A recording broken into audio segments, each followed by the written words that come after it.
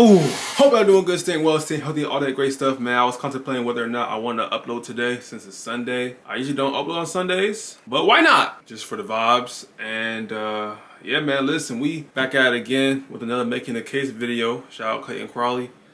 This is the 1989 Pistons, bro. All right, bad boy Pistons. Man, what they a squad. It was a squad for real, man. Can't remember all the players, but Isiah Thomas, Joe Dumars, Bill Laimbeer, Dennis Rodman, of course. Definitely some physical grown men, no cap. Yeah, I think Joe Dumars probably the only person who didn't really, you know what I'm saying, like scuffle like that. You feel what I'm saying? Didn't really do any of the dirty things. I know Bill Laimbeer was a dirty player. He's dirty. But Joe Dumars, I think he was like, he just played his part, man. He locked up a good two-way. You know what I'm saying? Both sides of the court. Him and Isiah definitely had a good, you know, dynamic duo. You know what I'm saying? And Dennis Rodman was Dennis Rodman. You know what I'm saying? You hate to go against Dennis Rodman, but you would love to have him on your team. So yeah, man. Not much to say. Without further ado, let's get straight into the video, man. 3, 2, 1. Let's get it, man. Detroit Pistons.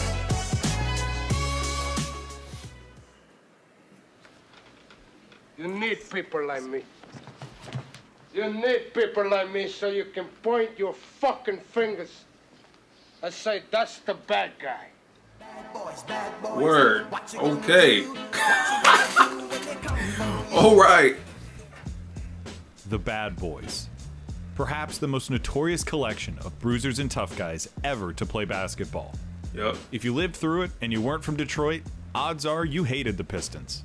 Not just because they defined what a physical brand of defense looked like, but because they also kicked your team's ass at one point or another.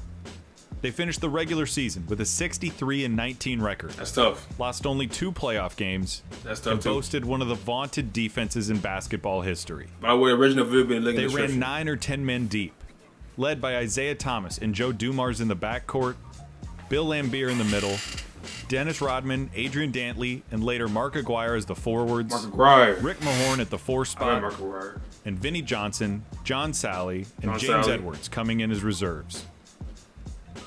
Let's go ahead and get one thing straight. The Pistons are villains. What else would you call a team that threw more elbows, dealt more hip checks, and delivered more hard fouls than anyone?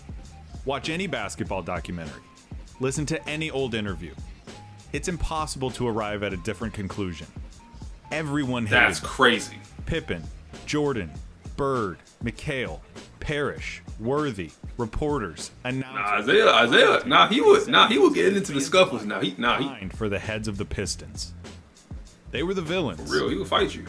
You might point out the fact that Bill Laimbeer goes down as perhaps the most hated athlete who never did anything illegal. He bumped, shoved, pushed, and jawed against everyone, with special treatment saved for the league's most popular stars. Man. Concerns were raised that his style of play wasn't just physical, it bordered on the intent to injure other players. You might remember the comments made by Rodman and co-signed by Isiah after the 1987 Eastern Conference Finals against the Celtics, in which the two asserted that if Larry Bird were black, he'd be just another good player. But I'd have to agree with Rodman. If he was black, he'd be just another good guy. Add in the fact that Isiah had the taste of sour grapes because of his infamous stolen inbounds pass in Game 5, and the Pistons looked downright petulant. Toss in the walkout after the 91 Eastern Conference Finals. You know, Isiah kind of known for saying some salty stuff. Now, I ain't gonna cap, bro. You know, Isiah be salty. That man be a salt, bro. What salty? Villains. And you would be Having right. shade. And that, my dear viewer, is exactly what the Pistons wanted. It's what makes them great villains, and what makes them a great basketball team. This team is layered. On the outside, you have the infamous physicality, the bully ball, the bad boy namesake. This fed into an entirely intentional and calculated strategy in which the Pistons sought to contest their opponents mentally. Dang. They wanted their opponents more preoccupied with where the next hit was coming from than with winning the basketball game.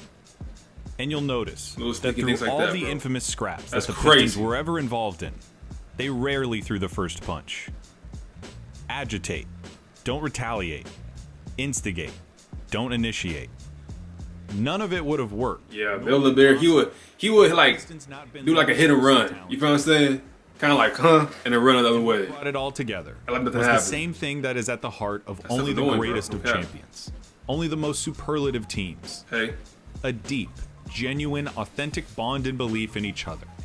They were brothers, though. I ain't gonna cap that. They were brothers. That they were a they team. Were family. The physicality was what it was. Not Dang. to condone what they did.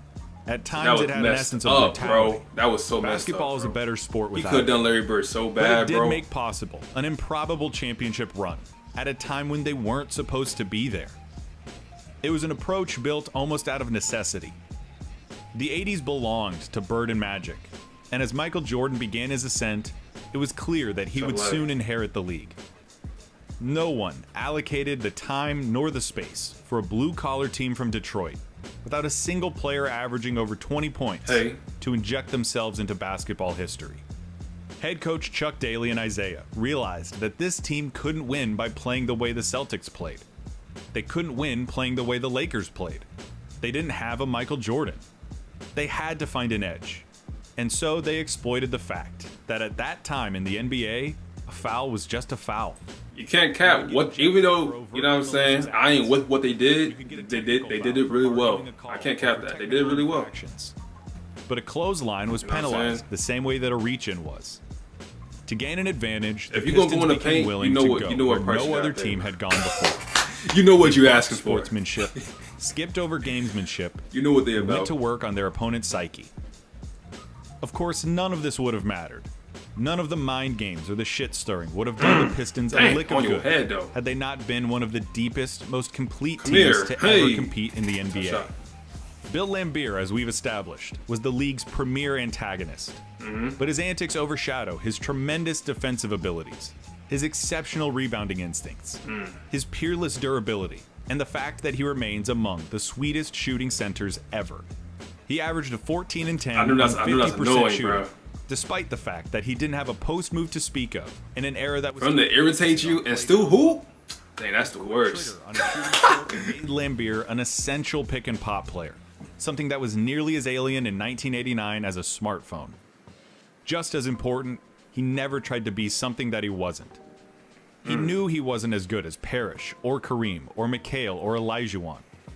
He couldn't dream of competing athletically with the great centers at the time.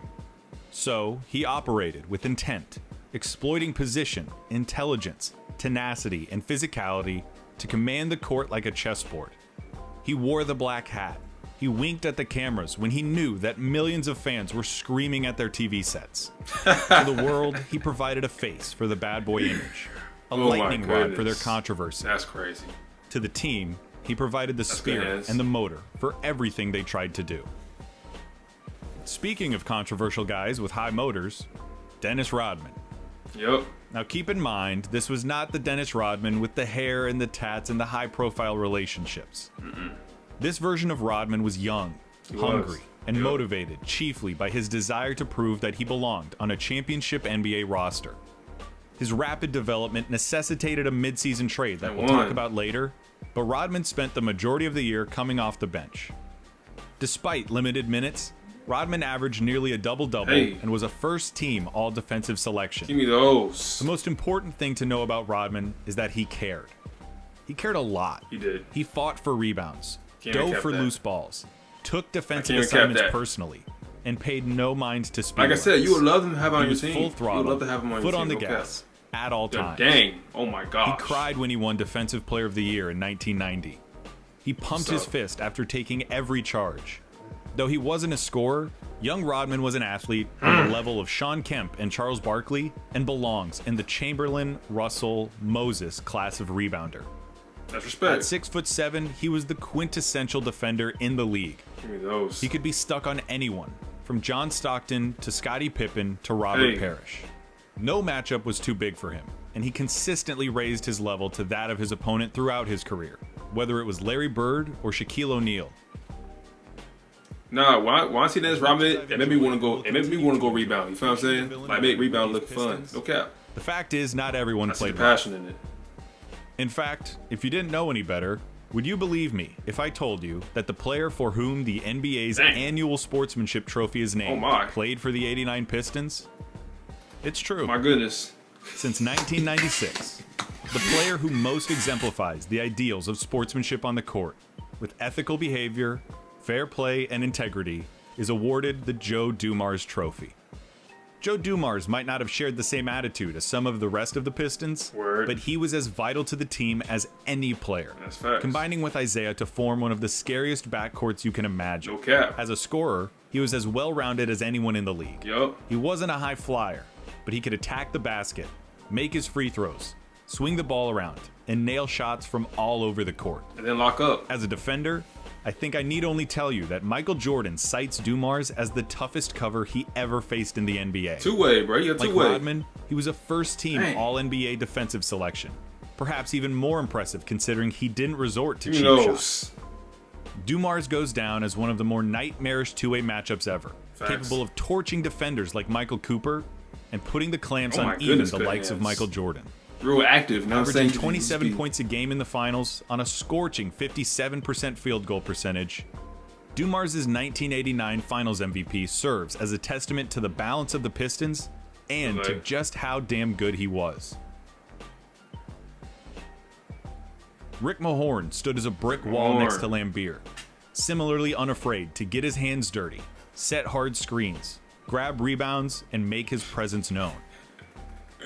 Vinny, the Microwave Johnson, came off the bench to the tune of 14 points a game. As his namesake implies, the Microwave could get hot in a hurry and feasted on opposing reserve units. That's not a bad nickname. Can't mess with that. Hey. John Sally and James Edwards were players more out of the Joe Dumars mold, in that they weren't complete assholes.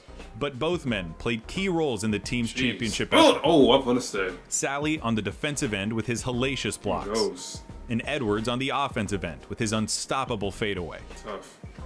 Leading the show with an incandescent smile that betrayed one of the most competitive minds in professional sports was Isiah Thomas. Spend any amount of time researching Isiah Thomas's basketball career and you will hear a number of things over and over. First and foremost, that he remains the best pure point guard of all time. That isn't to say he's the best point guard of all time, but when it comes to what you would want out of a traditional point guard, like the role speed, he plays, quickness, vision, passing ability, inside scoring, he has all the attributes defense, of a true point guard. Okay. Toughness, leadership, and a dependable jump shot, Isiah checks the boxes as well as any player who has ever played the position.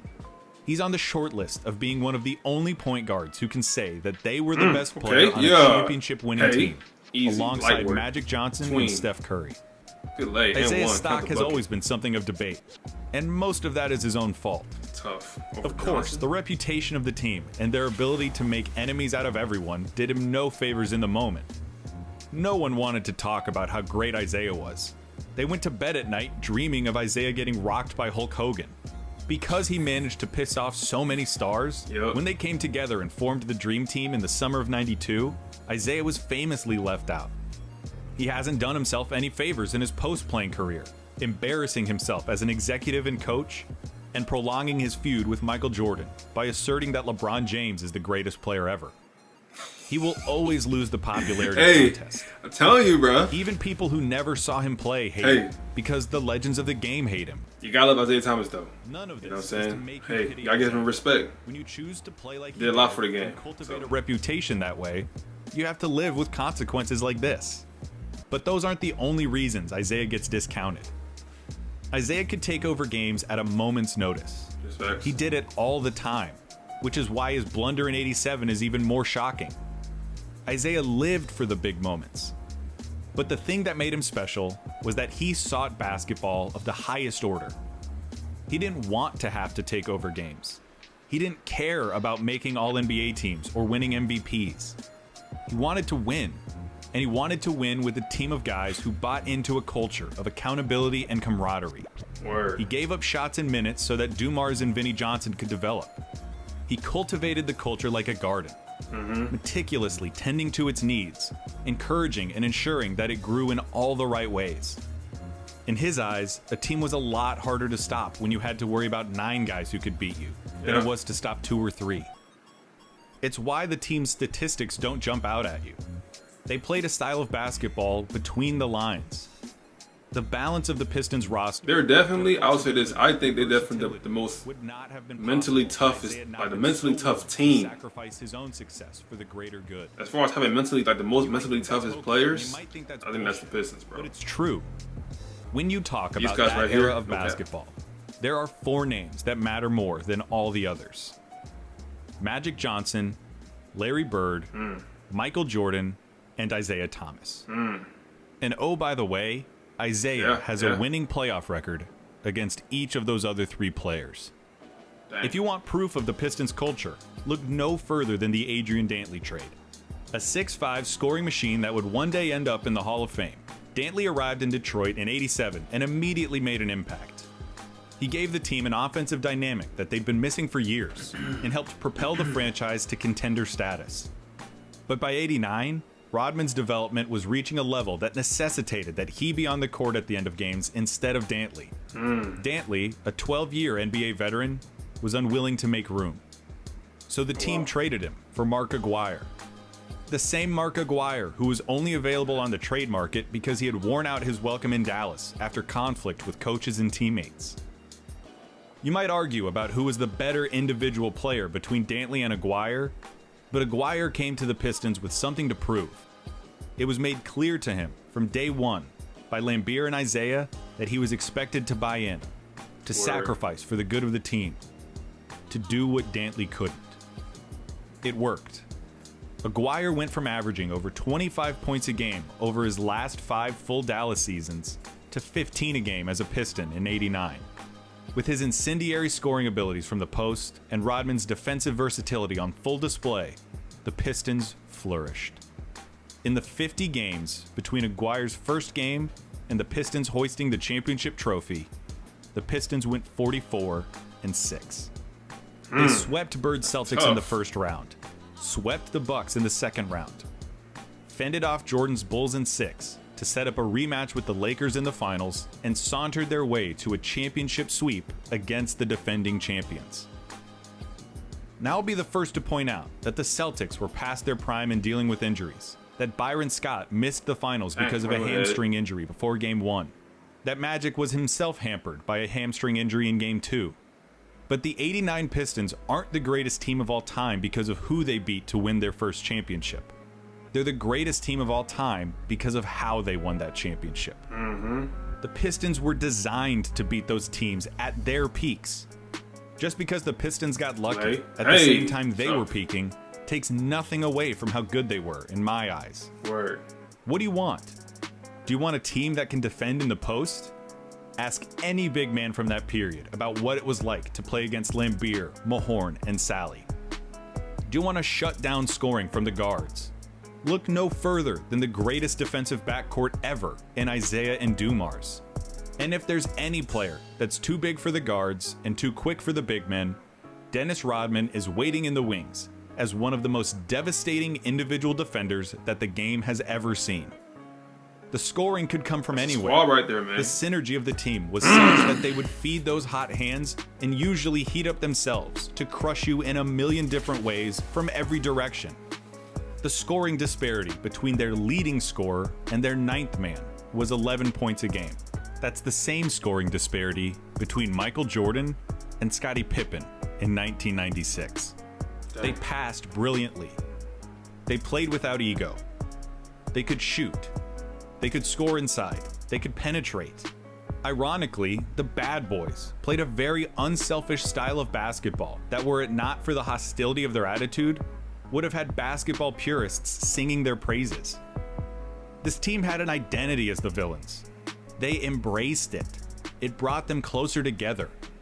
As the rest of the world got more hostile, the Pistons got closer. To a man, they all speak of each other not as co-workers, but as friends and brothers in arms. Yeah, they were the bad guys. But give me a great villain over a decent hero every day of the week. They're so much more interesting. The best heroes are the ones who have to overcome their flaws, And the best villains are usually the ones with something humanizing about them. Look at Isiah's Game 6 in the '88 finals, the year before this championship team. He was rolling in the third quarter with his team up 3-2 against the Lakers. He was doing everything in his power to launch his team over the finish line. And with his franchise's first championship just 20 minutes away, the unthinkable happened. Fast break situation, streaking down the court, he rolls his ankle. He hits the floor and reaches out, instinctively grasping at the referee as he tries to stomach the pain. His ankle is sprained. Badly. On the bench, he clenches his teeth, summoning every bit of willpower he possesses. The Lakers take advantage and surge back to take the lead. And then, hobbled and limping, Isiah returns to the game. What follows is one of the gutsiest performances in the history of championship competition. 3.5 remaining in this period. Thomas with a looper scores. Thomas off balance, basket first and a foul as he goes into the first row, and he is still limping. Thomas goes for 3 and hits it. That's respect. I respect that. That's respect. Okay. 2-on-1. Thomas goes up, and Isiah Thomas having an incredible period. He has 35 in the game, 23 in this period, and the Pistons have regained the lead, 23 points. And the shot is good by Thomas. It is 81-79. The period is over. Can you imagine the great performance? Maybe one of the best we've ever seen in one quarter in NBA Finals history. That's real tough. He finished the quarter with 25 points. That's what's up. The most ever in a single quarter of a finals game. The game would end on a pair of Kareem free throws following a controversial foul call against Laimbeer. Karma, some would say, for all the fouls he got away with in years prior. The Pistons would lose Game 7 as Isiah watched most of the second half from the sidelines. In light of that effort and that heartbreak, how can you watch the Pistons celebrate in '89 and not feel, if only for a minute, that they deserved it? They didn't cheat. They didn't cheat the rules, they didn't cheat the game, and they didn't cheat themselves. They earned every bit of what they achieved. They did. The 1989 Detroit Pistons were willing to do whatever it took, at whatever cost. Listen to the way Laimbeer talks about their approach. He sounds like Sun Tzu. Break the spirit of their leader, and you'll break the spirit of their unit. You couldn't come up with something that the Pistons didn't already have an answer for. And there have been few teams since that can boast a deeper, more versatile roster. Their masterful play, their inspired defense, their remarkable selflessness, and their ability to win games without scoring a layup make the Bad Boys the greatest basketball team of all time. They were willing to do whatever it took. And what it took was to become the villains.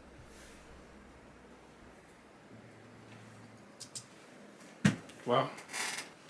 That's a bad boy business right there, man. Like I said, even though I'm not personally with that, doesn't mean you can't take you can take credit away from them. I respect Isiah Thomas.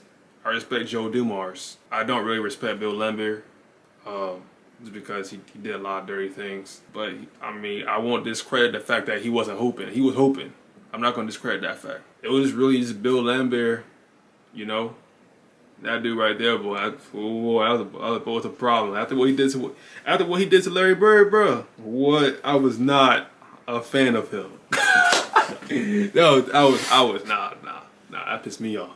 But hey, man, that's how it was, you know. And it's a battle of grown men playing basketball. And if it ain't illegal, then that's how it is, man. So. You know, but one thing you can't take away from them is that, you know, they were brothers, they were a family, they were a team, they played in sync, they were all on the same page of their goals and what they were trying to get accomplished, and they did that well, they executed, and that's what they did. So that's nothing I could take away from them. It's a good case. That's a good case. So yeah, man, I hope y'all enjoyed Make sure you like, comment, subscribe if you're new. Didn't miss a beat. And yeah, that's gonna do it for this video, man. Hope y'all stay well, stay healthy, stay blessed. Love you guys very much, man. Peace. I'm out.